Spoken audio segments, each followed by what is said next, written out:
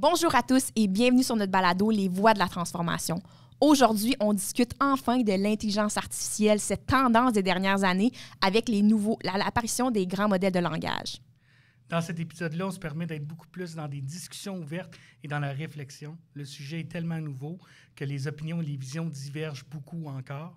Donc, c'est très intéressant à écouter. On vous invite à rester avec nous. On vous invite aussi à vous abonner à notre chaîne, que ce soit sur YouTube, que ce soit sur Spotify ou sur LinkedIn. On vous souhaite une très bonne écoute.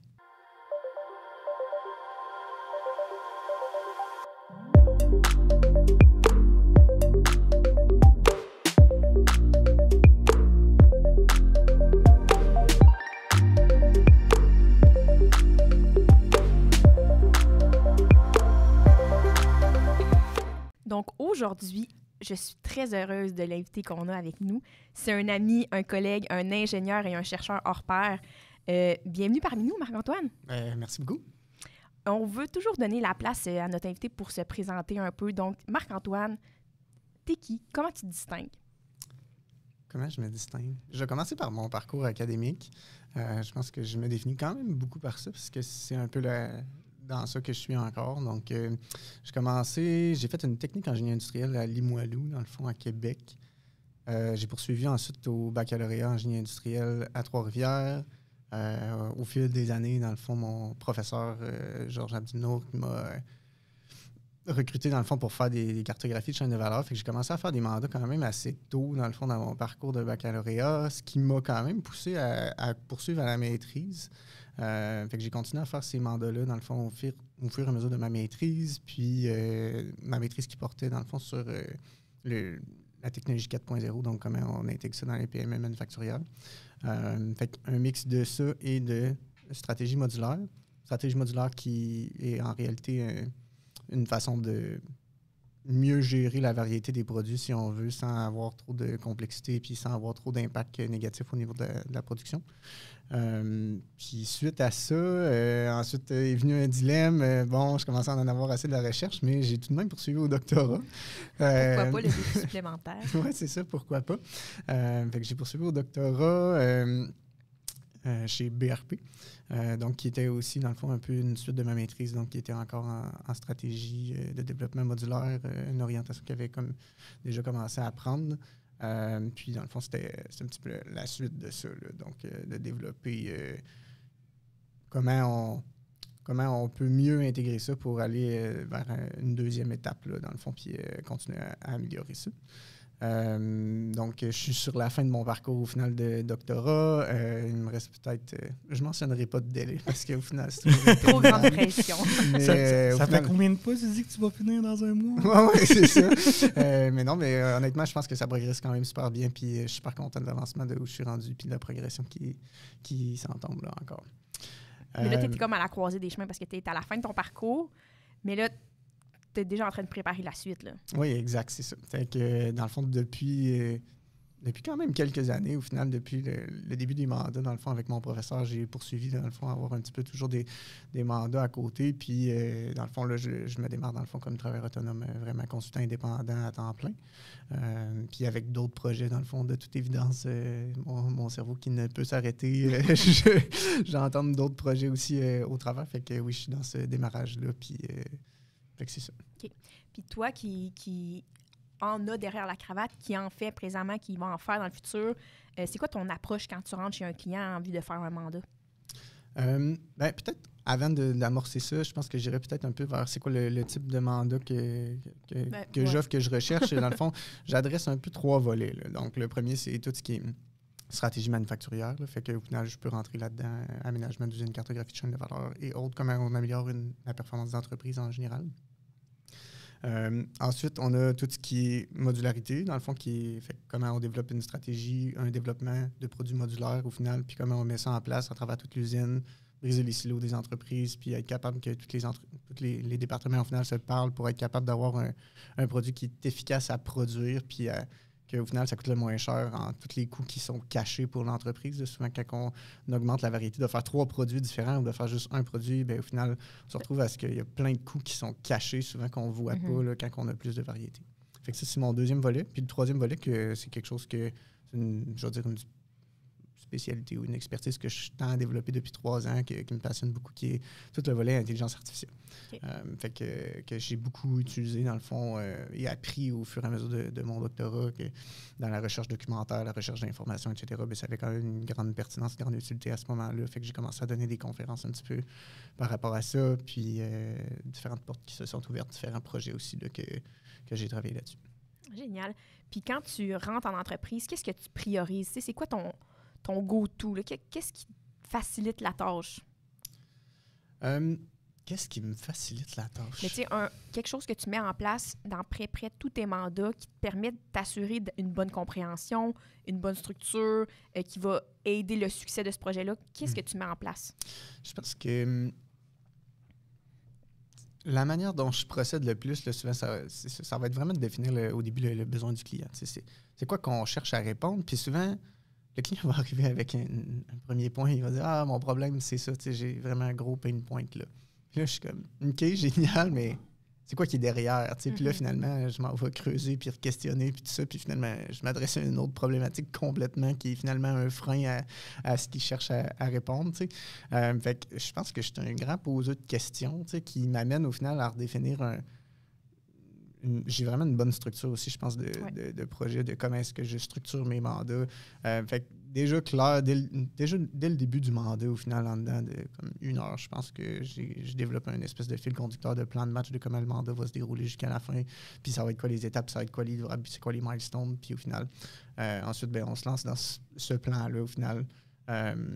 Toujours, c'est ça, questionnant. Je pense que j'ai une approche qui est quand même méthodique, un peu axée recherche, parce que je suis un peu l'heureux milieu entre la science puis le terrain, par justement le profil technique. Puis je pense que c'est un peu ça qui m'intéressait au départ, mais le volet justement de recherche, je pense qu'il m'amène une autre branche, puis je pense que c'est vraiment la combinaison des deux qui fait de moi un peu... c'est ça, cette spécialité-là. Je pense que c'est ça qui définit le mieux qui je suis, là, qui est une forme une entre-deux entre rigueur, puis terrain, puis compréhension, puis bien clarifier la problématique là, pour s'assurer qu'on adresse la bonne chose. Tu es un bon consultant avec un bon coffre à outils derrière son mandat. On ne peut pas passer à côté de cette question-là quand on reçoit un invité parce que ça nous permet d'établir un peu qu'il y a tellement de visions différentes à la transformation numérique. Donc, pour toi, là, c'est quoi ta vision du 4.0, ta vision de la transformation numérique? Pour moi, dans le fond, c'est sûr que vu que j'ai un background quand même assez fort en génie industriel, c'est comme un peu si le génie industriel, c'était comme des outils qui sont, je vais dire, moins chers à implanter que de la technologie. T'sais.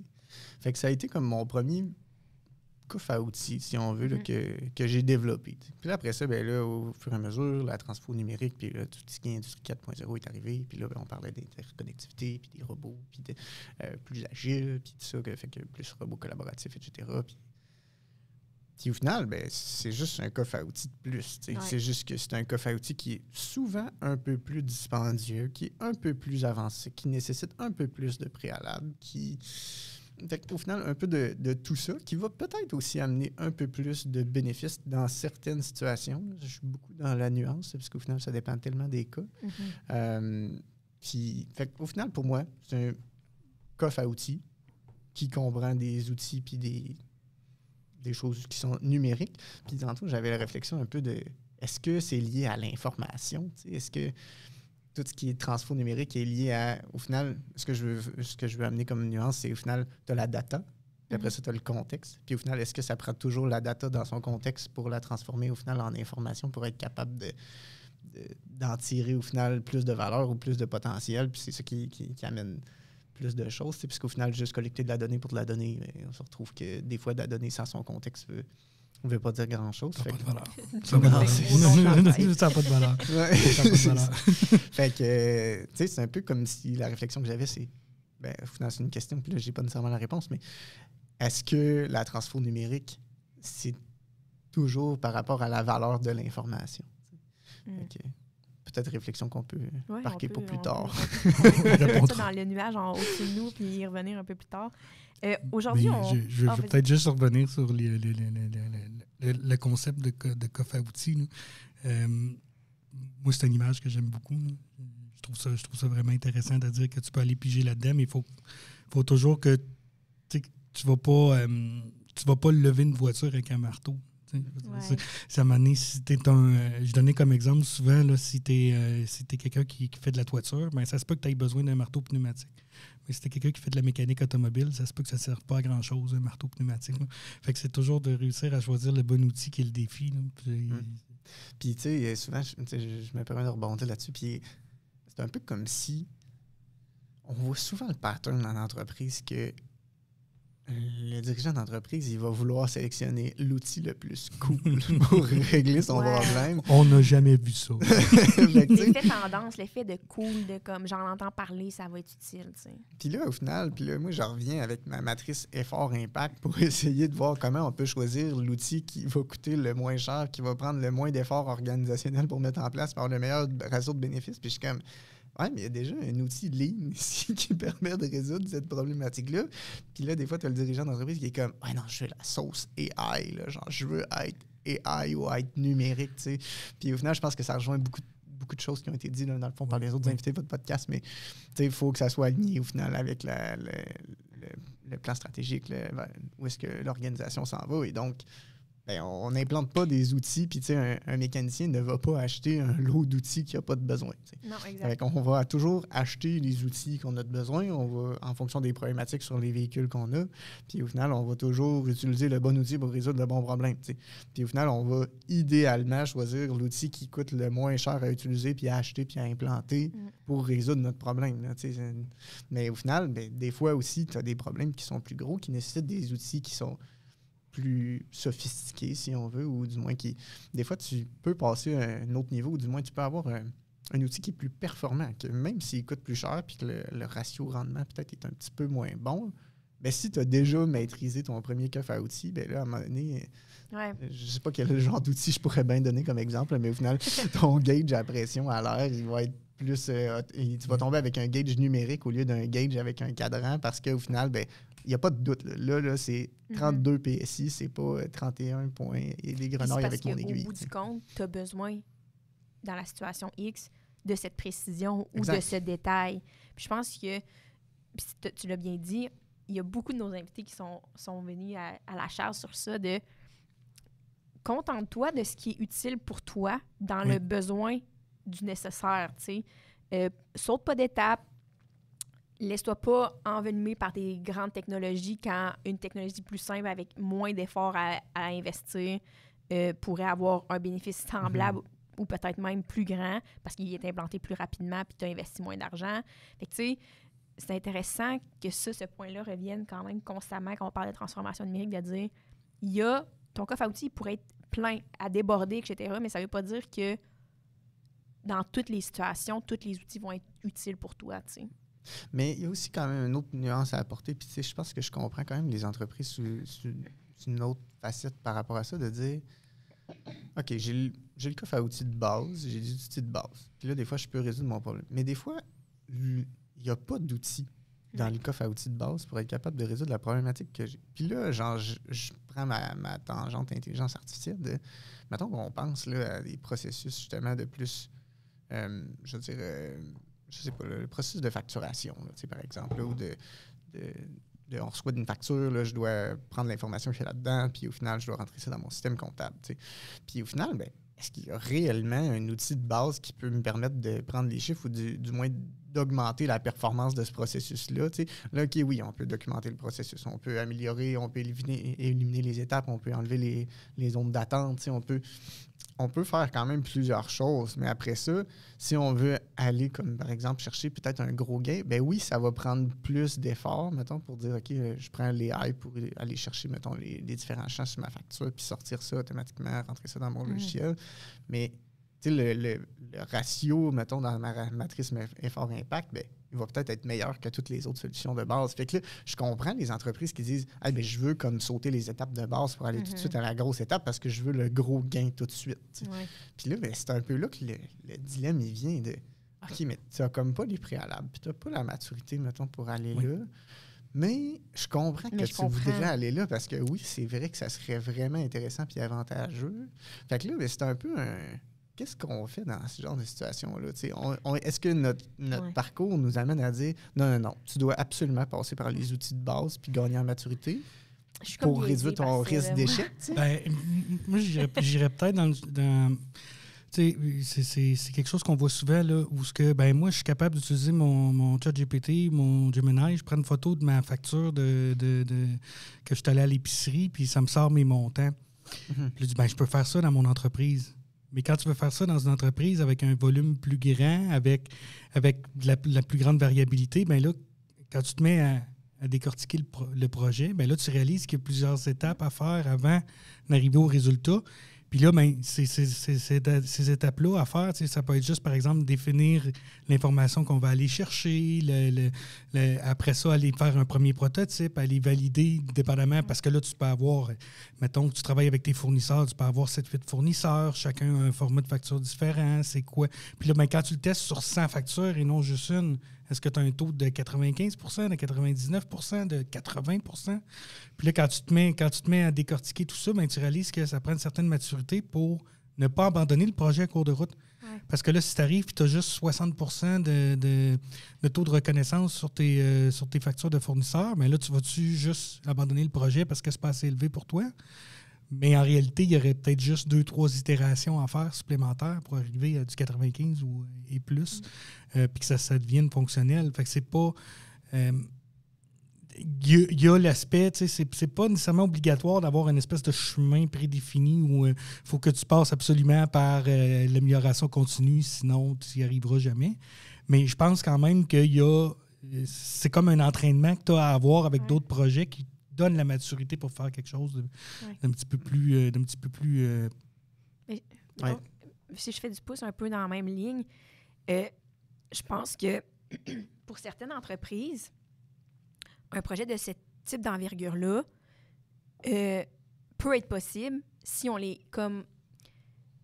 ressources à l'interne pour le tenir. Puis là, Joe, il l'a bien dit, il faut qu'il soit maintenu dans le temps, puis il faut pas avoir la pensée magique de ça va marcher, tout va marcher. Je pense que c'est important, si dans ta sélection de projets, c'est effectivement le gros logiciel ou la grosse technologie qui démontre qu'il va avoir un énorme bénéfice sur ton entreprise, puis que tu te sens apte à aller dans cette direction-là, oui, il va y avoir des étapes préalables à mettre en place, c'est sûr.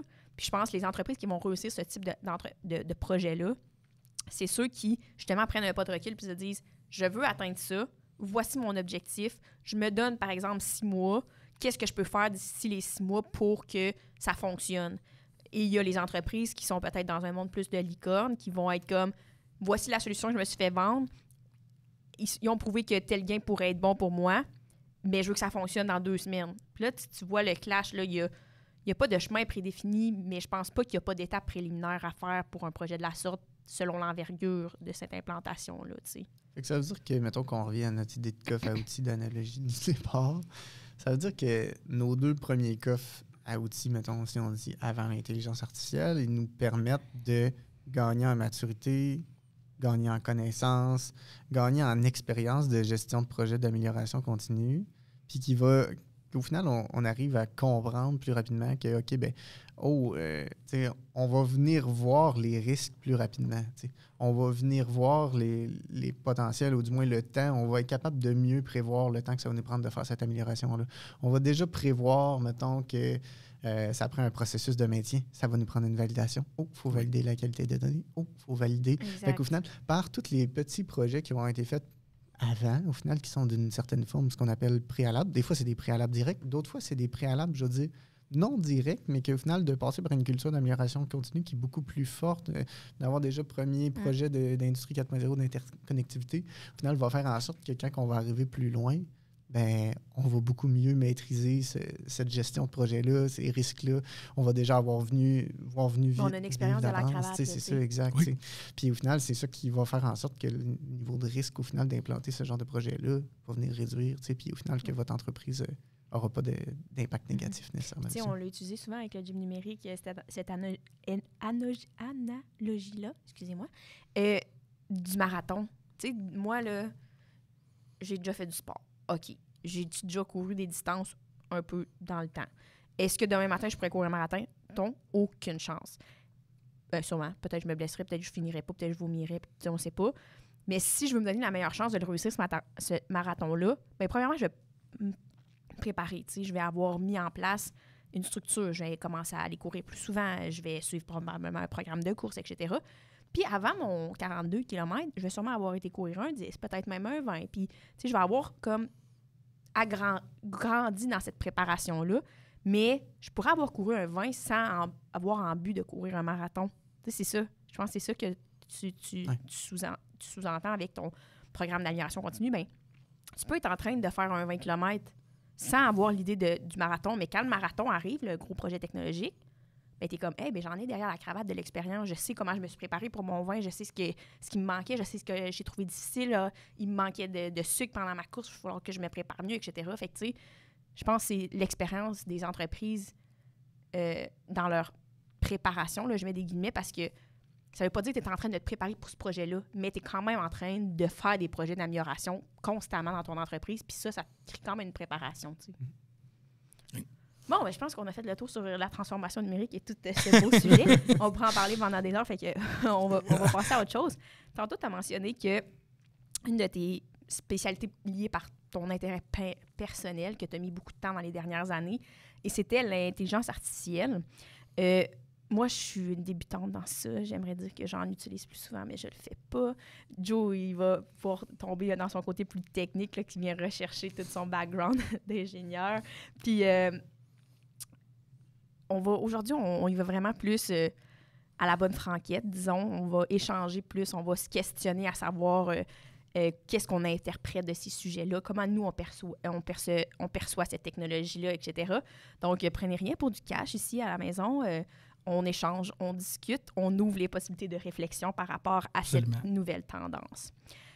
Avant de commencer, on voulait juste mettre la table sur l'intelligence artificielle. Puis là, je viens de vous le dire, prenez pas tout au mot, on ne sort pas ça des livres. C'est quoi, en fait? T'sais, on peut-tu, Jonathan ou Marc-Antoine, dire un peu aux auditeurs qui nous écoutent, l'intelligence artificielle, c'est quoi? Puis pourquoi, dans les dernières années, il y a une petite tendance, là? Je sais pas si on va s'entendre. C'est un bon point. Oui. Ben, vas-y donc. Invité d'abord. Je pense que ce qui est nouveau, au final, puis pourquoi on en parle plus, c'est que c'est rendu démocratisé à tout le monde. Je pense que c'est accessible. Même, je pense que je ne sais pas la donnée exacte, là, mais je pense que ChatGPT qui sortait dernièrement, qu'au final, le taux d'utilisation de leur plateforme était beaucoup plus élevé chez les utilisateurs personnels qu'entreprises. Ah ouais.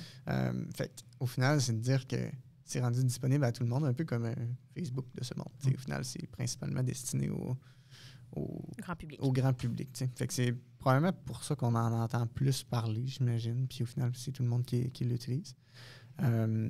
Puis au final, c'est vraiment les fameux LLM, là, donc les Large Language Models. Les modèles de langage large. Oui. Okay. Les grands modèles de langage. Oui. Qui, au final, ont rendu ça disponible. Parce qu'au final, ça existe depuis des décennies, voire... je dirais pas un siècle, là, mais ça existe depuis vraiment longtemps. Là. En fait, une des premières, pour ceux qui ont vu le film aussi, là, ce sujet-là, là, une des premières vraiment applications de l'intelligence artificielle, ça a été Alan Turing, là, durant la Deuxième Guerre mondiale, qui a réussi à décoder la machine Enigma. Donc, on parle des années 40 pour une première utilisation pratique. Fait que c'est quand même assez ancien. Mais vas-y, continue. Fait que je pense que c'est vraiment ça qui a changé. Puis ce qui fait qu'aujourd'hui, je pense que malgré que il y a plusieurs catégories d'intelligence artificielle derrière de types de modèles, etc. Puis il y a vraiment tout un monde à découvrir, puis je ne m'embarquerai pas là-dedans. Mais je pense qu'aujourd'hui, depuis 3 ans, c'est un peu comme si on voyait 2 portes différentes s'ouvrir. La première, c'est encore la version qui existe encore aujourd'hui. C'est-à-dire, on prend une montagne de données, puis on entraîne quelque chose spécifique à un besoin pour soit une prédiction. Fait que, par exemple, on veut faire de la planification, on prend votre montagne de données des 20 dernières années, puis on arrive à prévoir c'est quoi la meilleure planification au final, dans un but d'optimiser une variable ou, d'avoir un objectif là, qu'on optimise. Puis, de l'autre côté, au final, tu as tout ce qui est les ChatGPT de ce monde qui, justement, est utile, mais par rapport à du texte. Puis là, au final, c'est comme un peu comme si on avait une coupure entre les deux, où est-ce que les cas d'utilisation sont vraiment différents.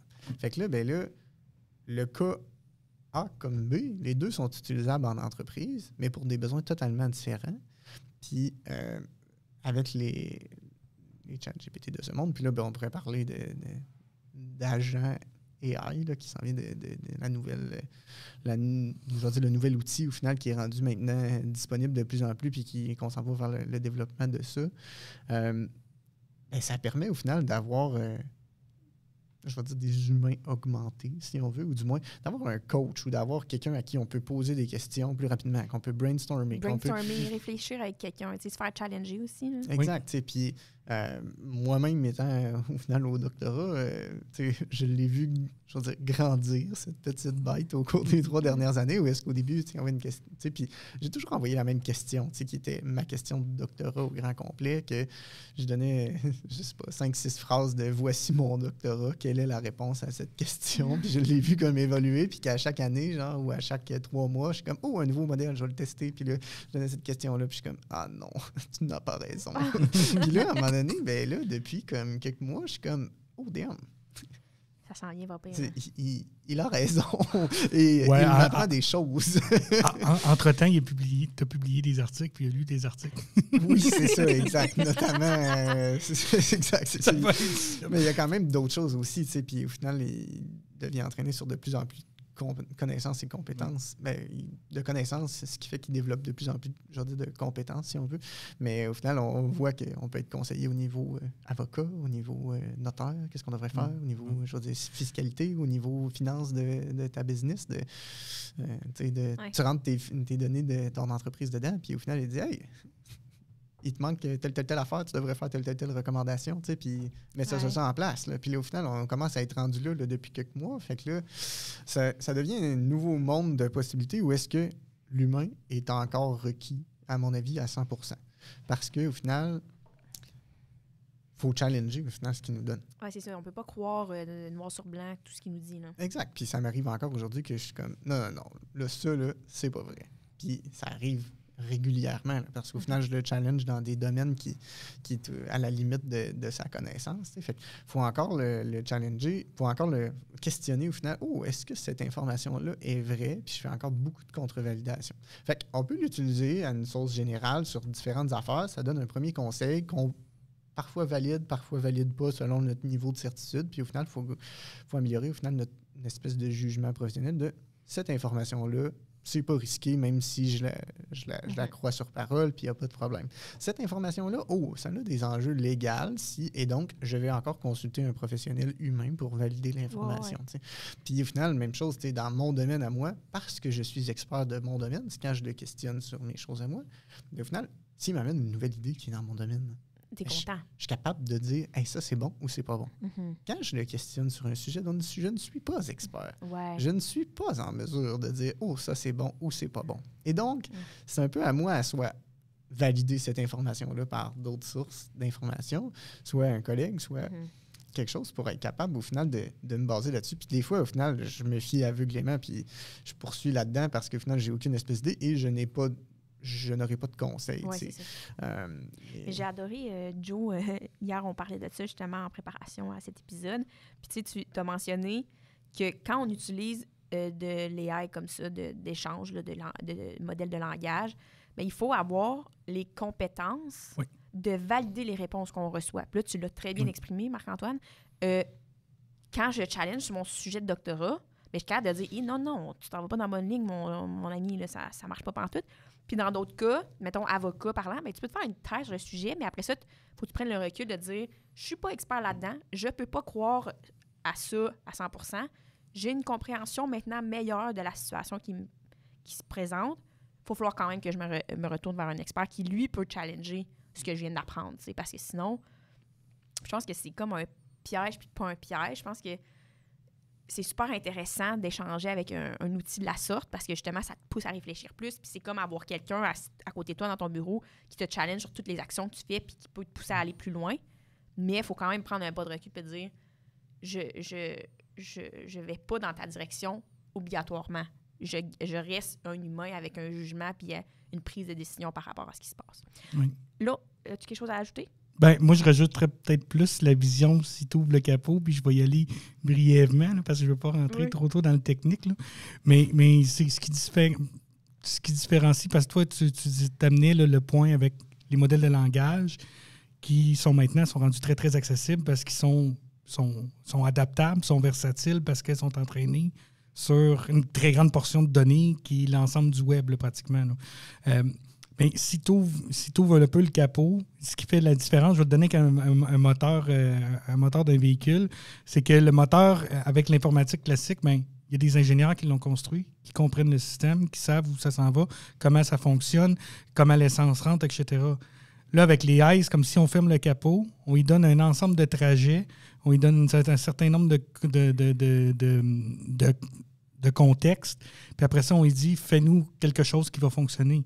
Là, on ouvre le capot et on ne comprend plus ce qui est en dessous. Fait que là, nous, on fait nos trajets, puis à un moment donné, on tombe sur un trajet Y à V, puis là, il n'avait jamais pensé Y à V, puis là, ça ne marche pas. Là, on ne peut pas juste aller en dessous du capot et aller modifier quelque chose pour que ça marche. Il faut le réentraîner puis dire voici un nouveau trajet, refais-moi un nouveau moteur. Fait que c'est vraiment une grosse distinction entre les deux, c'est qu'on n'a plus le contrôle sur puis la compréhension sur comment l'information va être traitée à l'interne. Ça a l'air un peu à de la magie ou une boîte noire, mais c'est ça en réalité. Je pense que c'est un dernier point qui mérite d'être ajouté pour la compréhension des entreprises. Je pense que j'ai frappé quand même souvent à ça, où est-ce qu'on pense que c'est comme miraculeux d'une certaine manière, où on est comme OK, ça va, ça a la connaissance sur ça. Mais au final, c'est entraîné sur, je veux dire, une montagne de données. Mais si ton point puis ton problème que tu as, à l'extérieur de la montagne de données sur laquelle il a été entraîné, ben, il va faire une prévision ou une prédiction de la donnée à l'extérieur de la montagne de données, mais au final, puisqu'il n'a pas été entraîné là-dessus, c'est un peu comme si tu demandes à un avocat de répondre à une question de génie industriel. Il est à l'extérieur de son champ. Ça se peut que ça soit bon, ça se peut que ça soit pas bon, mais il est à l'extérieur de son champ.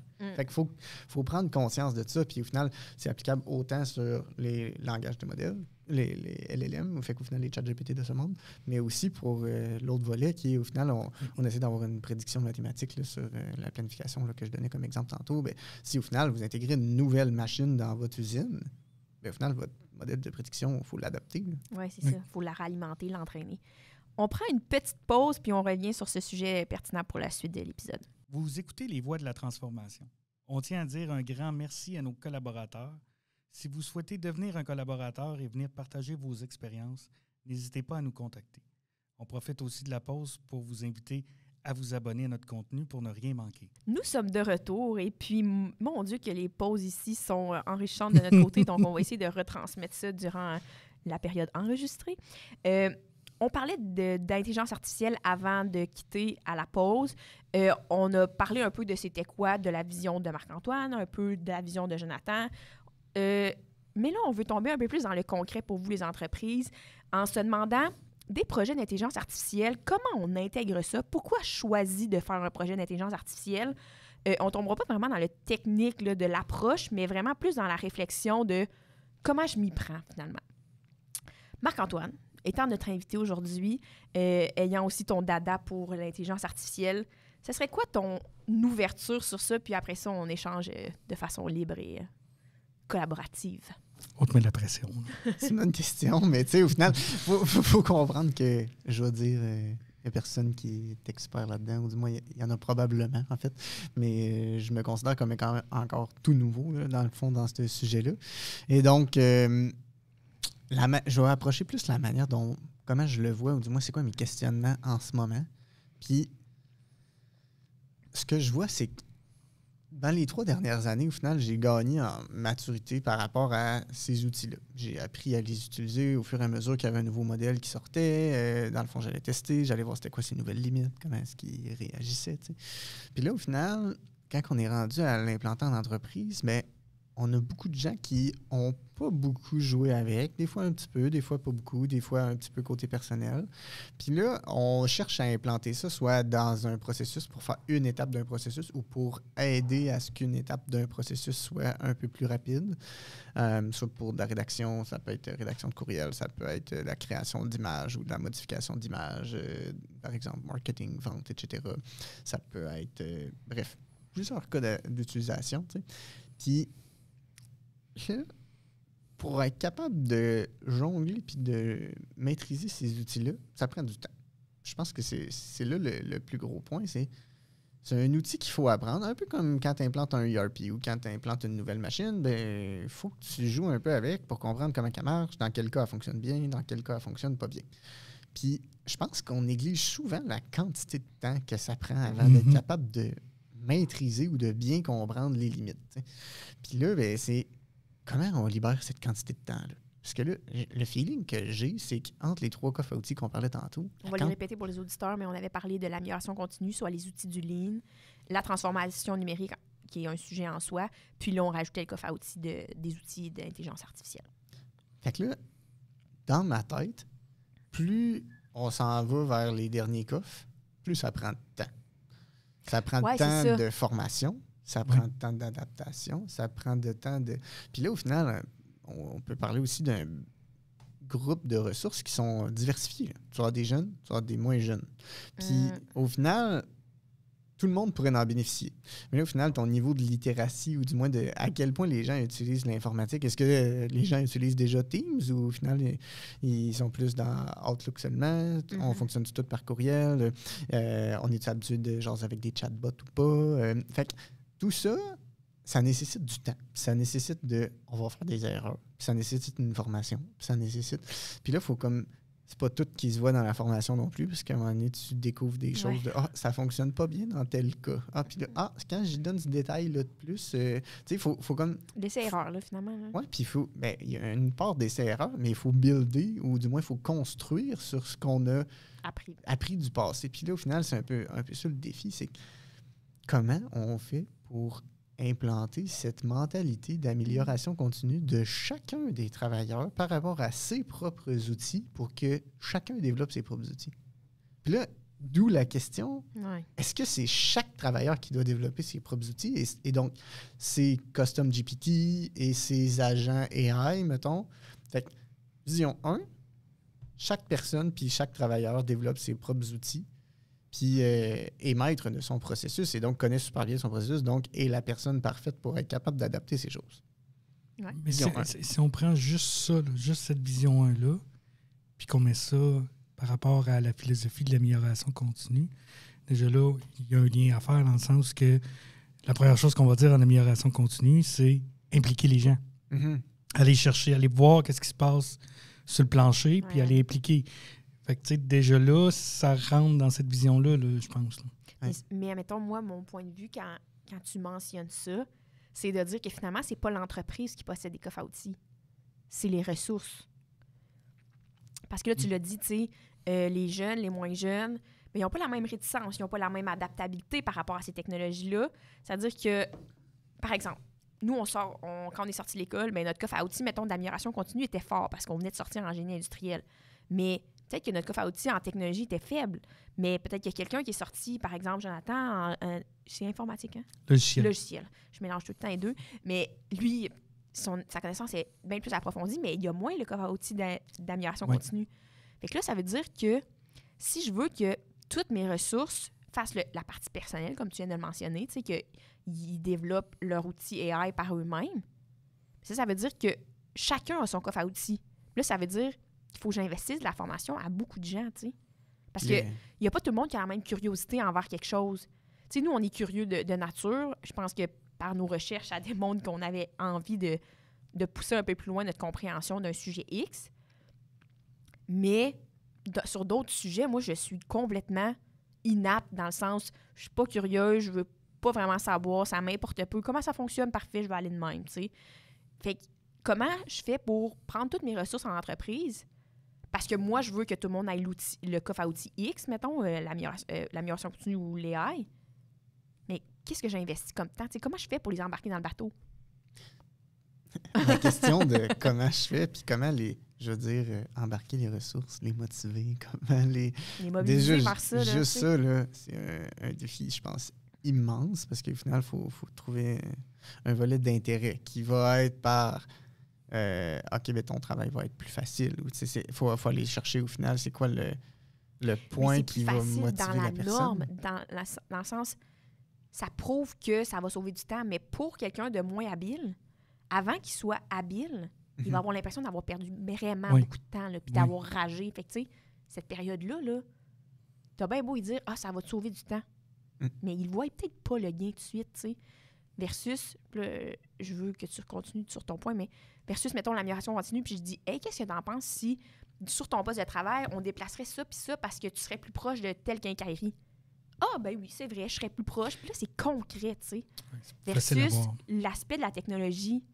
Ah, ben maintenant, à côté de toi, ils vont avoir un co-robot, puis tu vas partager ton espace avec lui. Ben non, il va être dans mes pattes. Ah, ben là, ci, ah, ben là, ça. Puis là, tu rajoutes les « Hey, by the way, tu vas interagir avec un agent avant de telle affaire. » Tu sais, je vois, mettons, le point d'interrogation dans la face des gens, puis je suis comme, comment on fait, tu sais? Je n'ai malheureusement pas la réponse. On aimerait ça avoir une recette, mais en même temps, tu sais, je vais peut-être faire je vais le faire, le lien avec le dernier podcast qu'on a fait là, avec Louis David, là, où on parlait vraiment de l'interaction humain-machine. Ben, c'est de se questionner. Puis Louis David, il l'a vraiment bien nommé à ce moment-là, c'est qu'il faut faire une façon d'interagir avec la machine qui, de un, est suffisamment facile pour être capable d'avoir un gain à court terme, puis suffisamment bien faite pour que les usagers experts, eux, puissent continuer à aller plus loin dans ce qu'ils font dans leur démarche. Fait que je pense qu'il y a un travail à faire de ce côté-là. Mais là, on est vraiment dans la conception de comment qu'on réalise l'interaction avec l'AI. Puis, tu sais, les modèles de langage de données, c'est les grands modèles de données, voyons, on finit par le dire, les LLM, tu sais, sont un peu faciles là-dedans, dans le sens que ben, tu fais uniquement parler en langage naturel. Ouais.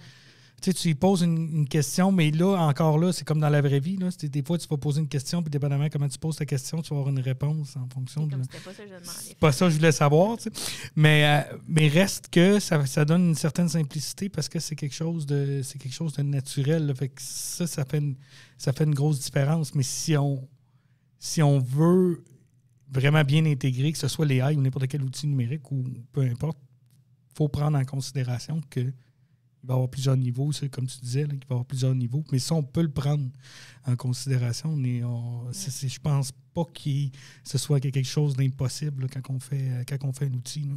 Ce qui m'amène à rebondir quand même sur un autre point qui est... On va avoir différents niveaux d'utilisateurs. Finalement, on a un utilisateur, je veux dire, comme qui comprend l'outil, comment ça marche, qui l'utilise. Tu vas avoir un utilisateur qui est un peu plus un super user, ou du moins qui est un utilisateur un peu plus expert.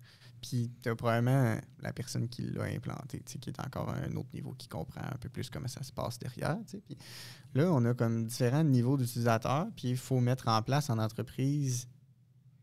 Ben, en fait, ces niveaux-là vont se définir, je pense, naturellement. Là. Des fois, les super users, ils vont se définir par eux-mêmes, par intérêt ou par autre chose. Oui. Puis là, au final, il faut favoriser le transfert de connaissances entre le super user et les utilisateurs normaux. T'sais. Ou du moins, est-ce que finalement, on prend notre super user puis c'est lui qui va comme accompagner les autres ou qui va avoir une rencontre hebdomadaire ou à chaque semaine, dans le fond, on va faire une rencontre de voici les meilleures pratiques que j'ai développées cette semaine, ou voici ce que j'ai testé, voici ce qui a bien marché, voici ce qui... Puis au final, on a notre utilisateur qui s'occupe d'implanter, qui parle avec le groupe de super utilisateurs, qui dit voici les nouveautés de la semaine qui ont été sorties par nos nouveaux outils qu'on utilise, ou voici le nouvel outil que l'entreprise vient d'acheter, puis qui va faire tester par les super users, qui va ensuite découler. Puis, fait, ça, c'est quand même un point. Il y a comme une espèce de cascade de formation qui doit se mettre en place pour être capable d'augmenter au final le taux d'utilisation puis le taux de bonne utilisation successful qui donne un bon résultat.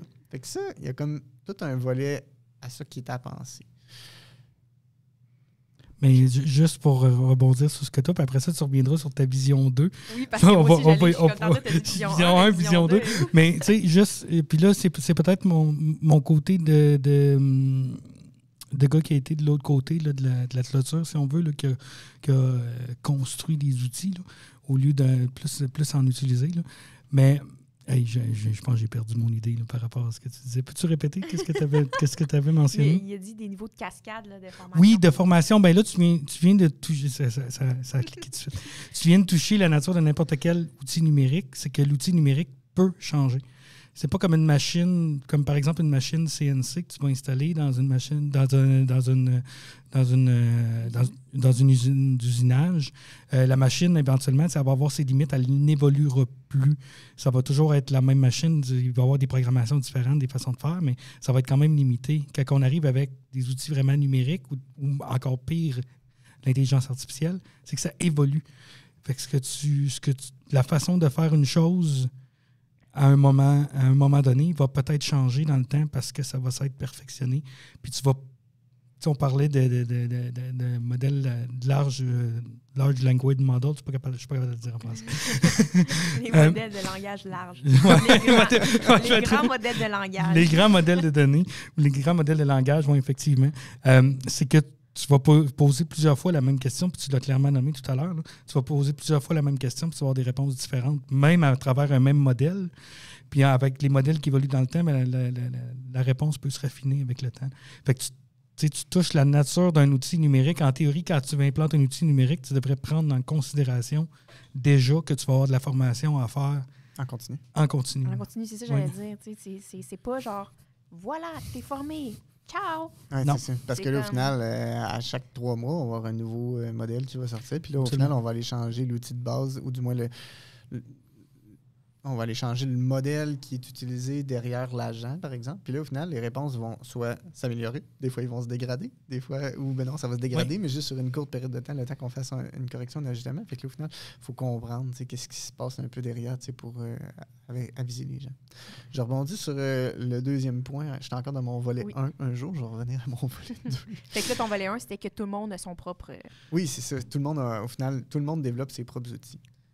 Mais il est à savoir que chacun a son processus. Chaque personne fait partie d'un processus qui est différent. Ce qui amène à dire qu'ils n'ont pas tous les mêmes besoins. Non, exact. Fait que ma personne au marketing va avoir besoin de générer peut-être plus des images du produit, puis générer des images peut-être du produit dans un certain contexte, générer des images peut-être plus pour le volet site web, pour des choses du genre. Puis au final, on a d'autres personnes qui, eux autres, vont plus générer du texte. Ça peut être du texte de vente, ça peut être... Après ça peut être d'extraire du texte. Fait qu'au final, il va y avoir, ou de chercher de l'information dans un grand document, ou ça peut être... Fait que là, ce que je vous présente, c'est différents cas d'usage, mais sur lesquels on va avoir des outils différents qui vont être... Ils peuvent aussi être tous dans le même outil, mais au final, si on va avoir le maximum de performance, souvent, on va choisir des outils qui sont différents et qui sont adaptés. Et donc là, ça veut dire qu'on revient au groupe d'utilisateurs, super users puis intégrateurs.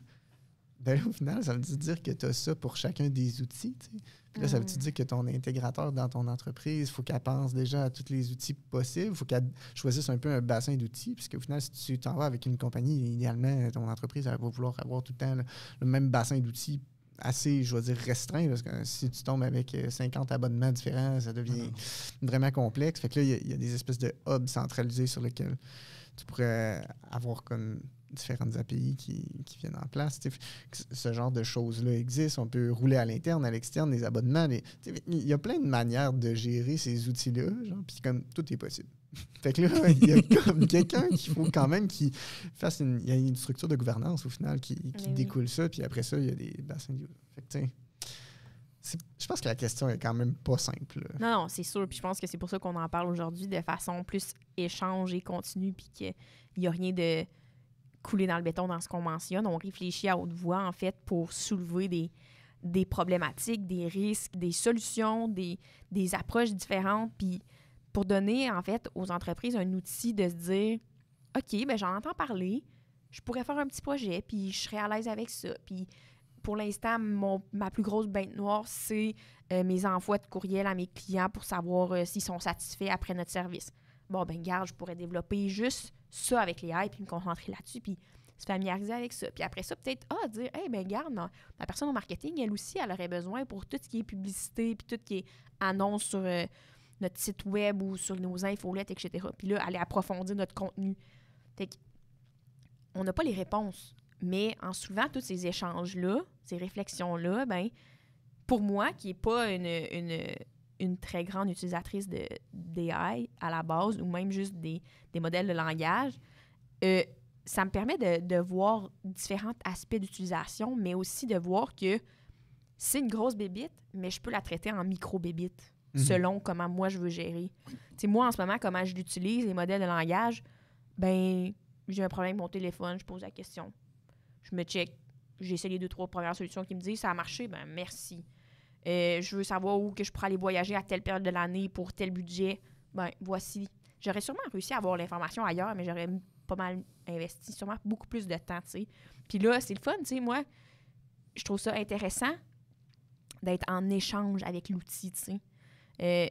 Je pense que c'est ça que l'intelligence artificielle puis les modèles de langage peuvent nous offrir, c'est t'es en échange avec eux. Tu subis pas leur changement, tu subis pas l'implantation. C'est toi qui volontairement décides, à titre de personne, mettons dans mon côté personnel de vie, d'échanger avec l'outil. Fait que, tu sais, je viens chercher le gain que je cherche à avoir.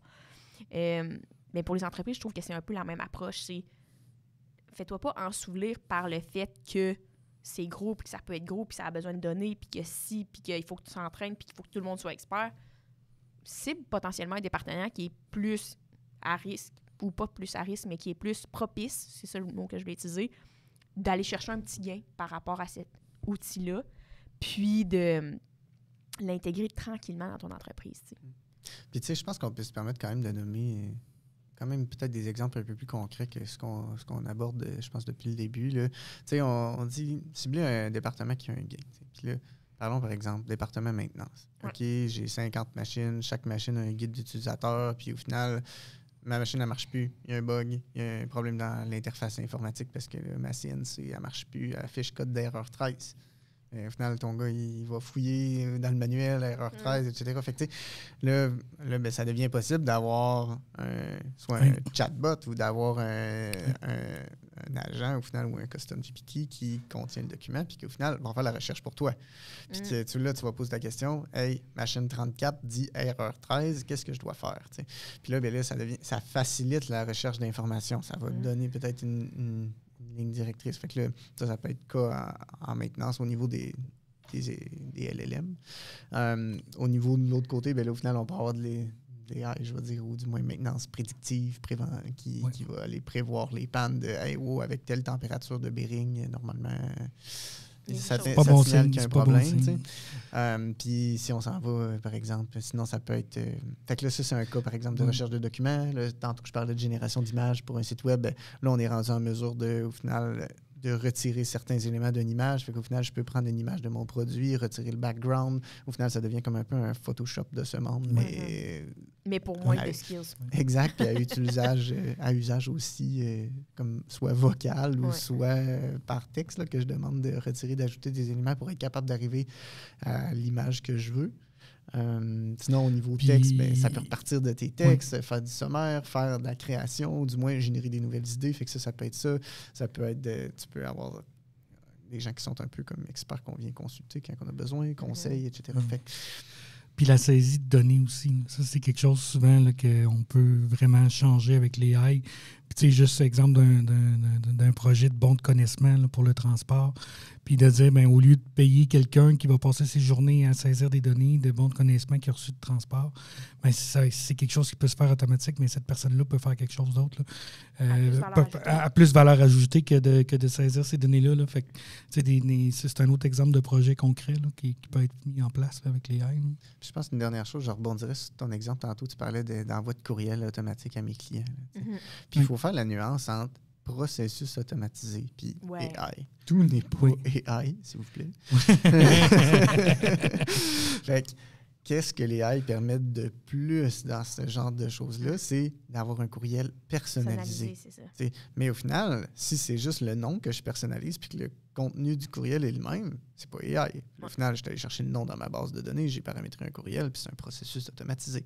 Mais si au final, le contenu de mon courriel, ça représente qu'est-ce qu'il y avait dans sa soumission. Fait que là, au final, mon AI, il a pris le contenu de la soumission, l'a reformulé en mots, puis au final, a intégré dans une phrase qui est toujours différente, au final, à quelle date on devrait se rencontrer avec voici les 3 propositions de plage horaire. Bien là, c'est autre chose. Là. Ouais, on est rendu dans un niveau de, je veux dire, hyper personnalisation qui n'était pas possible avant. Fait que c'est un peu ça que ça va nous permettre de plus. Je pense que c'est quand même un bon point. Là, la deuxième pause approche à grands pas. Mais là, tu nous parlais tantôt, puis là, moi, j'ai resté sur ma fin, mais tu as dit scénario 1, mais là, ton scénario 2, c'est quoi? Tu t'en rappelles peut-être plus, je sais pas. Non, je pense pas. Fait que, scénario 1, chaque personne se forme par soi-même, crée ses propres outils. Scénario 2, on remet cette responsabilité-là dans les mains soit d'un groupe qui s'occupe de créer les outils pour chaque personne ou ça peut être des externes, internes. Bref, la connaissance et l'expertise des outils d'intelligence artificielle, et je pourrais intégrer d'autres outils, ne réside pas dans l'utilisateur. C'est ça, centraliser à une place. Fait que là, on la centralise à une place. Puis là, au final, c'est un grand dilemme parce qu'au final, qu'est-ce que je dois faire, moi, en tant que conseiller? Est-ce qu'au final, je crée une structure qui met en place puis qui fait en sorte qu'on forme tous les utilisateurs, puis au final, on monte de la formation pour les différents outils qui sont possibles pour chacun des cas d'utilisation, puis au final, il faut faire de la formation en continu à travers le temps de voici tous les outils qui existent pour chacun des cas d'application, pour la recherche de documents, voici les meilleurs, pour la recréation d'images, voici les meilleurs. Puis au final, on fait ça en continu puis on tient ça à jour en temps réel. Ou ben non, c'est moi qui vais toujours rencontrer les gens. Je rencontre la personne. Explique-moi ton processus. OK, excellent. Je vois une opportunité A, B, C. Voici la matrice fort impact. Tu choisis d'implanter A. Génial. On va implanter A ensemble. Je développe A pour toi. Voici la solution A. Voici comment ça fonctionne. Puis au final, la personne devient habile à utiliser A. Mais ne devient pas habile à créer sa propre solution, ou du moins à la mettre à jour. Puis là, ben, peut-être qu'il y a une nuance aussi entre ma solution 1 puis ma solution 2 qui est, OK, ben, il y a un peu d'hybride. Où est-ce que là, OK, ben, ce ne sont pas des experts que je forme à développer leur propre outil puis à déterminer quels sont les bons outils, mais peut-être qu'au final, ils viennent faire du fine-tuning sur leurs outils. Oui, ils viennent améliorer un petit peu leurs outils en rajoutant 3-4 mots-clés. Parce qu'au final, s'ils m'appellent à toutes les fois qu'ils disent « Ah, mais là, c'est un peu trop long comme texte ou c'est un peu trop court ou là, ils utilisent des mots trop fancy », ben là, ça devient du fine-tuning qui pour être géré par l'utilisateur. Exact, c'est ça. Fait que là, je suis comme, mais ça, on peut pas remettre ça dans les mains, je pense, de l'équipe conseil, peu importe si c'est interne ou externe, tu sais, parce qu'on s'en sortira pas, là, ça va prendre... Mais c'est que moi, ce que j'entends quand tu dis ça, c'est que, comme toute technologie, tu devrais réussir à avoir une certaine expertise à l'interne de tes ressources pour qu'eux soient le plus autonomes possible avec leurs outils. Est-ce qu'ils ont besoin de tout être super utilisateurs puis d'être super habiles? Non. Mais qu'ils soient formés puis que leur courbe d'apprentissage leur permette d'évoluer dans le temps en même temps que l'outil, quitte à ce qu'ils lèvent la main des fois aux super utilisateurs ou aux conseillers experts externes ou internes pour là approfondir davantage, mais ils ont la connaissance et les compétences pour dire ça fait pas tout à fait ce que je veux, puis je sais que c'est possible de l'améliorer en faisant telle chose. Je suis pas capable de le faire moi-même, mais je vais aller le dire au concepteur. Ou, je suis capable d'aller rajouter mes 3-4 mots-clés pour lui dire « Hey, arrête de parler en anglais de Shakespeare, je veux juste que tu envoies un courriel à mon client. » Mais je pense que c'est ça. Je pense que pour moi, dans tes propositions, c'est l'hybride le mieux. Parce que investir que tout le monde définisse leurs outils approfondis, premièrement, moi, je me dis, ça fait beaucoup de temps de formation pour tous ces gens-là, pour des gens qui n'ont peut-être même pas d'intérêt à approfondir ça. De l'autre côté, je trouve que ça ne donne pas assez d'autonomie aux ressources, mais l'hybride, je trouve que c'est intéressant. Puis en plus, ça rajoute potentiellement un standard à travers les départements, de dire l'outil de base, par exemple, pour le marketing est développé telle façon. Vous pouvez apporter des variantes, mais ça va impacter tout le monde, quitte à ce que tout le monde continue d'approcher le marketing de la même façon, parce que sinon, ton image de marque est disparate. Fait que je trouve que l'hybride, c'est la meilleure des alternatives. Je peux peut-être faire un lien sur ce que tu viens de mentionner, puis après ça va être l'heure de la pause.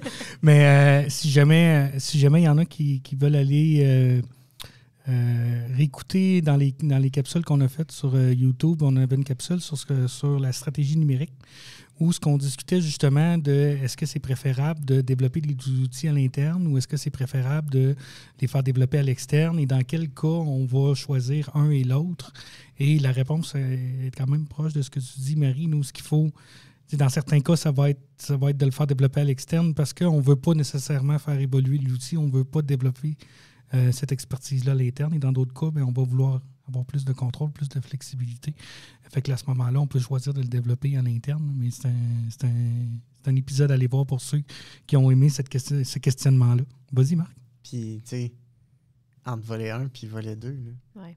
la vitesse à laquelle une entreprise va croître dans ça puis avoir des bénéfices, là, volet 1, là, ça va être exponentiel. Ouais. Parce qu'au final, ton utilisateur, il sait à chaque jour c'est quoi ses problèmes, puis il va les améliorer, puis il va créer ses propres outils, puis il va au final, ça va vraiment être exponentiel. L'autre, au final, il va toujours être en train de dépendre d'un délai de 2 semaines d'avoir une réponse. Puis au final, je pense qu'il va y avoir probablement beaucoup d'entreprises dans ce volet-là, puis c'est correct. Puis au final, mais au final, une entreprise peut-être plus avec beaucoup d'informations, beaucoup de données, puis tout ça, puis beaucoup de potentiel. Peut-être qu'il devrait opter pour l'autre volet. T'sais. Fait que là, ça va sûrement être du cas par cas. Ça va être du cas par cas, en fait. Là. Faut aller à la pause là-dessus. Là. Tu viens de nous triguer solide. Là. On vous revient sous peu. Vous écoutez Les Voix de la transformation. On tient à dire un énorme merci à nos collaborateurs. Si vous souhaitez devenir un collaborateur et venir partager vos expériences avec nous, n'hésitez pas à nous contacter. On profite aussi de cette pause pour vous inviter à vous abonner à notre contenu et ne rien manquer. Aujourd'hui, on a vraiment parlé beaucoup, je veux dire, de l'intelligence artificielle, mais aussi de tout ce que ça peut impliquer. Puis il y a un volet qu'on a comme survolé, mais que j'aimerais qu'on approfondisse, c'est comment on s'assure que nos projets de la sorte, soit AI ou dans nos sujets habituels, la transformation numérique, sont implantés avec succès. Là, moi, je sais déjà ce que je veux répondre dans ma tête, mais toi, qu'est-ce que tu veux répondre dans ta tête? Qu'est-ce qui sonne comme facteur de succès dans ces projets-là pour toi? Culture. Je m'en allais de ressortir 10 mots. Ben ouais, culture. Il y a un volet, je vais dire direction ou management. Oui, mais stratégique, genre. Ou stratégique, mais... Leadership. Leadership, ouais. OK, ben... Culture et leadership. Ouais, culture, leadership, stratégie. Il y a une question de se poser les bonnes questions, de choisir les bons outils. Bien, je pense que ça vient avec ta structure. Tu sais, si ta structure est claire pour toi et que ta vision est claire, fait que ta structure est basée sur ta vision, tu devrais être en mesure de te poser les bonnes questions. Il y a une question aussi de gestion de changement ou de, je veux dire, prendre le temps, ou du moins, faut pas nécessairement se donner le temps, mais au final, le changement, ça prend du temps. Ouais. Exact. Hey, je suis contente que tu dises ça parce que je pense que c'est quand même un aspect négligé, dans le sens, l'humain de ce monde veut que ça marche. On veut le résultat demain matin. On veut aller au gym puis perdre du poids dans la première semaine. On veut changer notre alimentation puis voir des gains sur notre santé. Tu sais, c'est comme... On est dans... je dis souvent ça même. On est dans la consommation. On veut que je fais un effort, j'ai le gain. Mais je pense pas que c'est la réalité pour des projets technologiques ou des projets d'AI. Fait que de prendre un pas de recul puis de dire, ben ça sera pas demain matin. Ça va me demander de l'investissement de temps. Ça va sûrement me demander de faire des erreurs puis de continuer à avancer, tu sais. Ouais, fait qu'au final, ce qui nous ramène à dire par rapport à ta question, disons que j'aurais tendance à dire, selon mon opinion personnelle, que le plus gros facteur de succès, c'est avoir déjà en place une culture de changement, ouais. Une culture d'amélioration continue. Parce qu'au final, mettons qu'on revient encore à nos boîtes à outils. Nos coffres à outils, ben plus on s'en va vers des projets technologiques d'envergure de cette taille-là, qui vont toucher toute l'organisation, plus ça prend de temps. Plus ça prend de temps à former, plus ça prend de temps à gérer la gestion du changement, plus le leadership et le management doit être solide et dire oui, on s'en va vers là. Puis plus, tu sais, au final, tout. Mais solide, tout doit être... mais mobilisateur aussi, je trouve. Oui. Parce que, tu sais, quand tu es en début d'entreprise, ben ta vision est facile à comme pousser dans la gorge des autres. Mais quand l'entreprise est là, elle a sa vie, puis que là, elle décide de faire un croche ou d'implanter une nouvelle technologie X qui va comme perturber son monde, mais là, c'est encore plus important, j'ai l'impression. Tu sais. Ouais, puis t'as encore plus de messages à passer de non, on va pas couper de job ou oui, on va. Tu sais, peut-être que la réponse c'est oui, mais au final, c'est ça, faut encore plus gérer l'humain de non, on prévoit une croissance x4 là, avec le même nombre de personnel, mais on va vous former puis vous réallouer d'autres tâches, d'autres postes, on va vous modifier. Tu sais. Il y a quelque chose à faire avec ça. Puis plus on s'en va vers ces projets-là, je pense qu'il y a vraiment encore, je veux dire, notre facteur exponentiel. C'est de plus en plus gros. Tu sais. Tu fais une transfo numérique, puis au final, pourquoi le taux d'échec, mettons, va être plus élevé? C'est peut-être qu'on néglige cette espèce de culture-là puis tous ces éléments-là, tu sais, où on sait que ça va être gros, mais on n'a pas pensé que ça allait être aussi gros encore. Tu sais. On avait déjà prévu le double, mais non, finalement, c'était x10. Tu sais. Puis est-ce que côté AI, au final, le taux d'échec est encore plus élevé que la transformation numérique? Fait qu'on est passé de 70% en transformation numérique à 85% côté AI. Fait que là, t'es comme... Ça, c'est de taux d'échec, le 85% de taux d'échec de projet d'AI. Oui, là, c'est statistique du MIT, mais là, ma grande question, moi, c'est quoi qui est considéré comme un échec? Là, bon, là, ça, je ne sais pas. Je peux aller lire le volet. Mais généralement, c'est que ça donne pas... Je me souviens que le 70% d'échecs en transformation numérique, c'est que ça ne donne pas les résultats attendus. Ça se peut que l'outil ait été implanté et déployé, mais les résultats ne sont pas là. Fait que j'ose imaginer que ça doit être à peu près la même chose. J'imagine que c'est toujours place à interprétation, parce que, tu sais... Mais bon, faisons abstraction de comment... Mais c'est quand même un énorme pourcentage. Tu sais, moi, quand j'ai fait ma recherche, c'était par rapport à la transformation numérique, je sortais la statistique de 70, puis je capotais. J'étais là, hey, seulement 30% du monde réussissent leur projet de transformation numérique. Puis là, tu es en train de me dire que, finalement, pour les AI, c'est 85% du monde qui ne réussissent pas. C'est capoté, là. Puis là, on revient à notre point de OK, bien, il faut avoir une meilleure culture puis gestion du changement, parce qu'au final, il faut accorder plus de temps à la formation, plus de temps à l'erreur, plus de temps à s'adapter à l'outil qui est encore plus, parce qu'au final, il change plus nos façons de faire. Plus de temps pour les inquiétudes de tes employés aussi. Là, exact, c'est ça. Fait que là, si tu n'as pas commencé, là, 15 ans, je suis comme... Comment... ta culture de changement, tu veux dire? Oui, c'est ça, exact. Je suis comme, OK, d'un matin, tu me dis, OK, génial, on va implanter les AI. Puis là, tu n'as pas fait les 2 autres volets. Je suis comme... Ben, attends une minute, là. La marche est pas mal plus haute. Oui, c'est ça, la marche est pas mal plus haute. Puis là, au final, ton risque d'échec est pas mal plus grand. Là, fait que je suis comme, ben, comment on fait pour accompagner les entreprises à avoir le plus gros gain le plus rapidement possible, tout en s'adaptant? Parce que là, on est comme, on n'a vraiment pas tous les éléments de culture. La gouvernance, il y a un petit manque ici.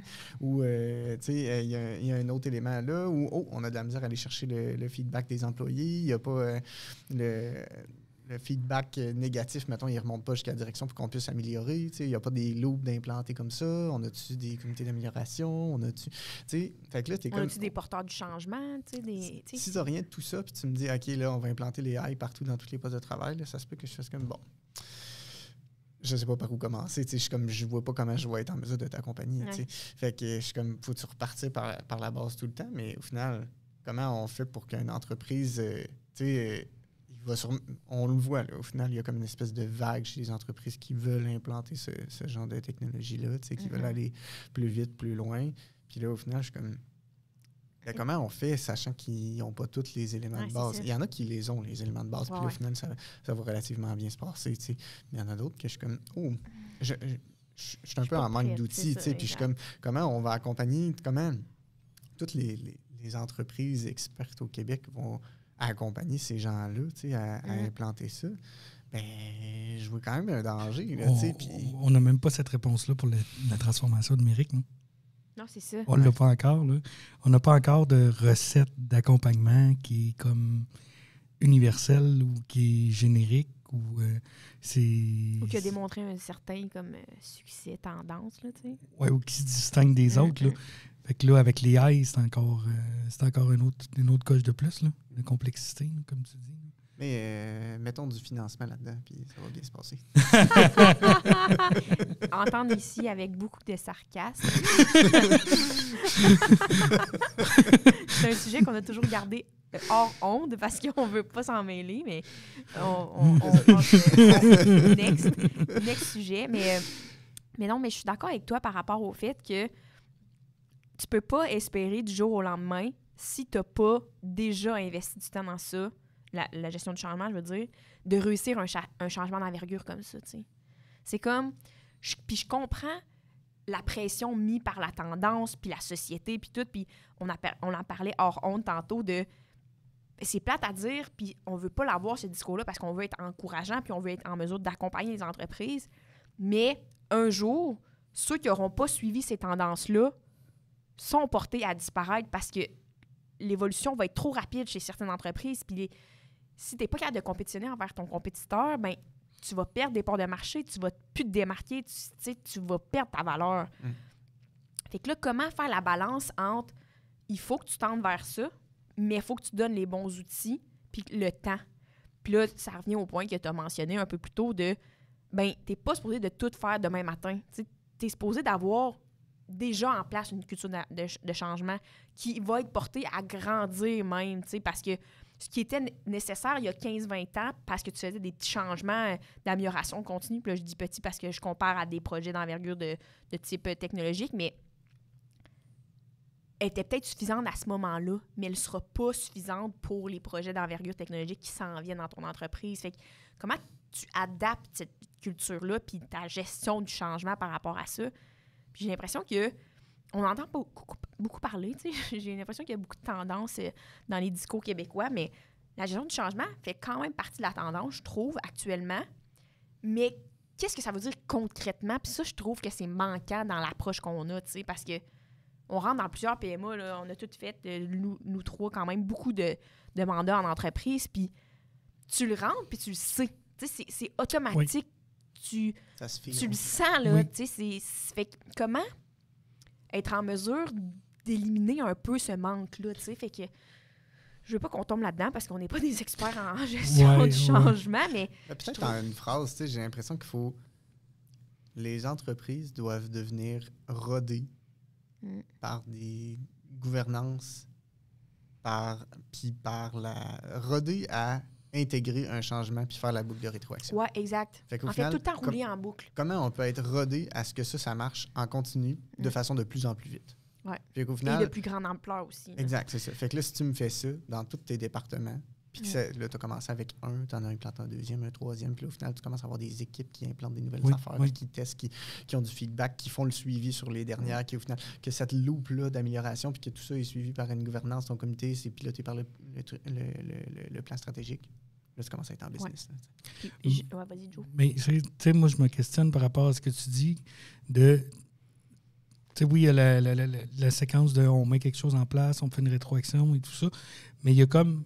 Tu sais, par rapport à ce que Marie disait, quand on rentre dans une entreprise, on le sent. Il y a une dynamique aussi qui vient avec. Il y a un esprit de collaboration qui se sent dans une entreprise où ce que... on dit souvent l'expression quand le feu est parti, les souris dansent. Là. Mais là, c'est comme si on réalise... Dans une entreprise, s'il y a une bonne culture, surtout une culture de changement, ben tu vas voir l'inverse. C'est que le boss soit là ou pas là, des souris dansent pareil. Là. Parce que les gens ont du plaisir à travailler, parce qu'il y a un esprit de collaboration. Puis là, ben, d'aller amener un changement dans un contexte comme ça, ben, c'est plus facile. C'est pas sans obstacle, mais c'est plus facile. Puis cette dynamique-là aussi n'est pas à négliger là, au-delà du processus en soi. Là. Ça donne un peu le feeling que la hiérarchie n'existe pas dans ces meetings-là. Mais c'est ouais, ça donne le feeling que ça veut dire qu'il n'y en a pas. Mais moi, mettons, la hiérarchie, elle existe toujours. OK? Ça, c'est un fait. Là. On n'a pas tous les mêmes postes, on n'a pas toute la même gestion de prise de décision, etc. Mais je trouve, puis ça, je l'apprends dernièrement quand même beaucoup, c'est le canal de communication que tu as établi en travers tes intervenants. Fait que je trouve que, oui, il y a la gouvernance, il y a eux qui portent le projet, il y a le responsable, il y a la personne qui est imputable, mais lui, cette personne-là, là, c'est quoi ses canaux de communication avec toutes les parties impliquées dans ce changement-là? Puis je trouve que, plus j'ai lu un livre dernièrement, mais c'est souvent négligé parce qu'on se dit, ben cette personne-là, ça ne l'affecte pas. Puis là, quand t'es rendu à implanter, finalement, lui, il est comme hey, « Qu'est-ce que tu me fais là? Moi, je ne recevrai plus le même rapport.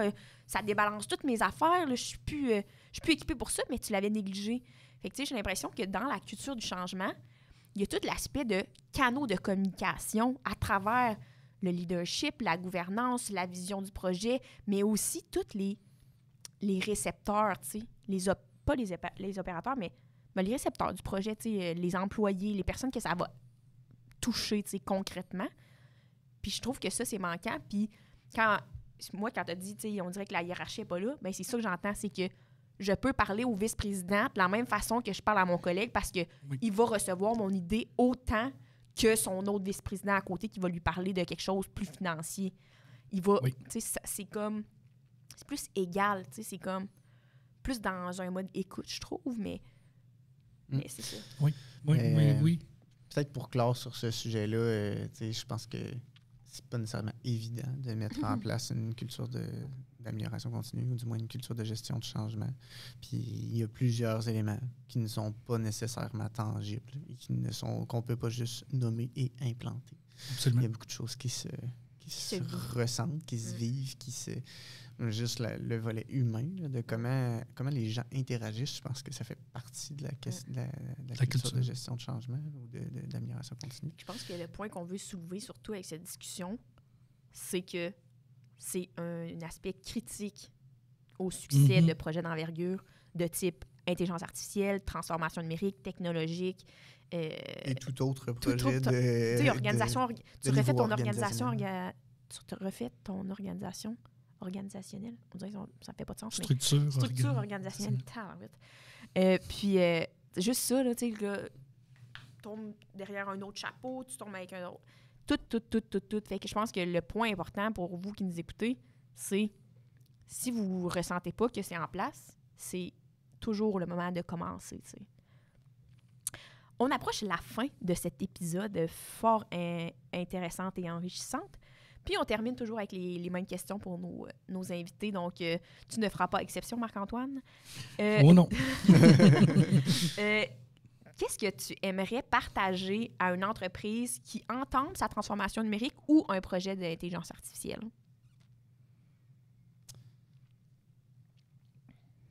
Peut-être le fait de... On néglige toujours au final la quantité de formation, puis la quantité de temps que ça prend. Puis je pense que mettons-en donc plus que pas assez. Oui, tu n'as pas utilisé tout le budget que tu avais dédié pour la formation de ton personnel. Déjà dédié un budget, déjà, c'est quelque chose. Accordons-nous un temps, je veux dire, plus raisonnable. Au final, c'est un peu comme si, OK, mettons, demain matin, on fait un premier projet d'AI dans une entreprise. Bien, le projet de l'implanter, peut-être que c'est 2 mois. OK, génial. Mais au final, as-tu compté le ramp-up de ton monde qui, au final, sont partis de zéro? Au final, de découvrir les outils, puis tout ça, puis au final, de se familiariser. Puis là, finalement, on se rend compte qu'ils ne savent pas écrire comme un prompt. Puis ils ne savaient pas cette fonctionnalité-là. Puis finalement, on a besoin de fine-tuning sur ces modèles-là. Puis il faudrait montrer à l'utilisateur comment fine-tuner lui-même. Fait qu'un peu de faire la boucle sur tout ce qu'on a parlé. Mettons qu'on parle du volet 1, de dire, l'employé est responsable d'améliorer son propre modèle, mais ça rentre-tu dans le projet, ça aussi? Il faudrait peut-être accorder puis considérer du temps pour ça avant qu'on considère la boucle comme étant terminée. Parce que si ton intégrateur, il quitte une fois que je dis « Ah, génial, c'est terminé, c'est fini. » Puis là, finalement, la personne elle sait comment l'utiliser, mais pas comment l'améliorer. Est-ce que le projet est considéré comme fini? Fait que je pense qu'il faut considérer... Surtout, est-ce que considéré comme optimal? Peut-être que finalement... Je pense qu'il faut juste... Il faut considérer plus de temps, puis il faut considérer un temps de formation, puis il faut se donner le temps de se former soi-même pour comprendre quel outil utiliser dans quel cas, puis tout ça. Fait que faut trouver une manière que chaque entreprise développe un peu son coffre à outils, qui est adapté à lui, puis qu'il soit au courant de « Ah, je sais maintenant qu'il a utilisé le marteau. Je ne sais pas le concevoir et l'implanter, mais je sais que le marteau existe et je sais qu'il est comme, il est là puis il sert à ça. T'sais. Fait qu'au moins, déjà juste ça, première étape. Deuxième étape, OK, c'est bon.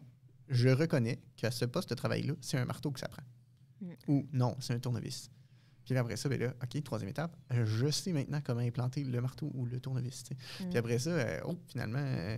Genre, on aurait besoin de mettre une gaine en cuir sur ton matos parce que tu l'échappes souvent.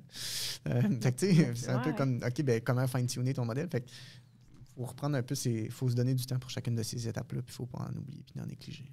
Puis, je ferai du pouce un peu là-dessus, là, je sais que c'est la conclusion de notre invité, mais je pense que ce qui est important, surtout, c'est les entreprises vivent souvent dans le sentiment d'urgence, tu sais, c'est tout de suite, c'est demain, je suis déjà en retard, ou ma subvention a fini dans 2 mois, mais la réalité, c'est, de ce que tu dis, c'est prévoyez-vous un temps raisonnable. Puis quand le temps est raisonnable, ben rajoute-toi un petit buffer en plus, tu sais. Puis je pense que ce temps-là, puis ce buffer-là, va éponger un peu tout risque et imprévu, tu sais. Parce que ça ne sera pas parfait du premier coup.